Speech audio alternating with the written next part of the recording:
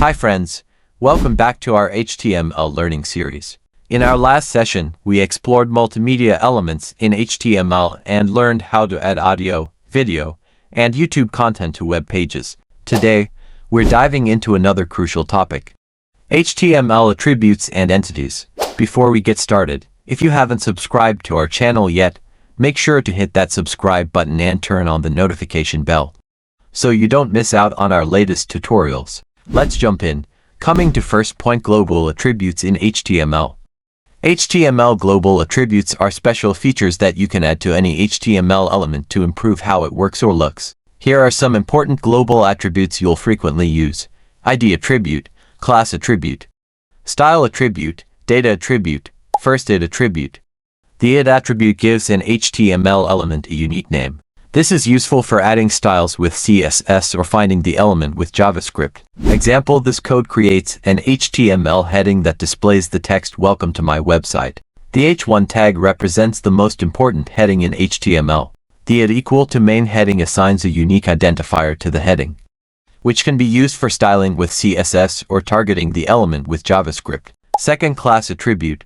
The class attribute assigns one or more class names to an element. It's widely used for styling multiple elements with the same CSS rules. Example: this code creates a paragraph in HTML with the text "This text is highlighted." The p tag defines the paragraph, and the class equal to highlight attribute assigns a class name called highlight to it. This class can be used in CSS to apply specific styles, such as changing the text color or background, to all elements with the same class. Third, style attribute.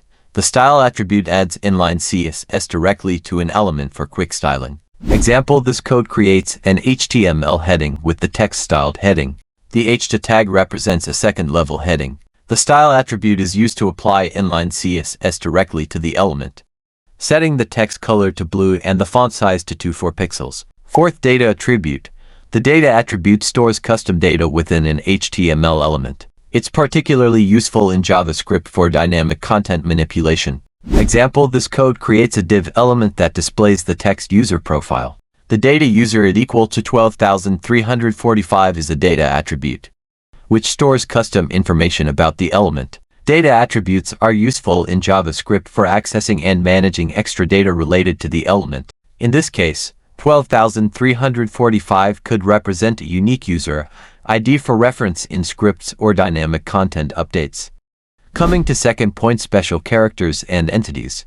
In HTML, some characters have special meanings and need to be written using HTML entity. Here are some commonly used entities: and amp represents the ampersand symbol, and lt represents the less than symbol, and gt represents the greater than symbol, and quote represents quotation marks. Example: this code creates a paragraph in HTML that displays special characters using HTML entities. Inside the p tags, the following entities are used: and amp represents the ampersand symbol, and it represents the less than symbol, and gt represents the greater than symbol, and quote represents quotation marks.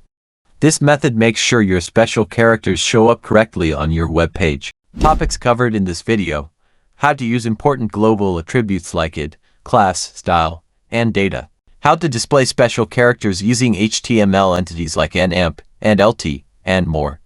Task for you. Now it's your turn. Try these exercises. Create a heading with a unique id and apply custom CSS.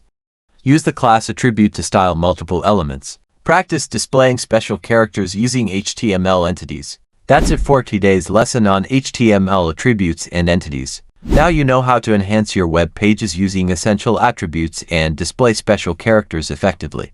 If you want the source code for this lesson, check out our Telegram channel. Link is in the description. Don't forget to like, share, and subscribe for more amazing web development tutorials.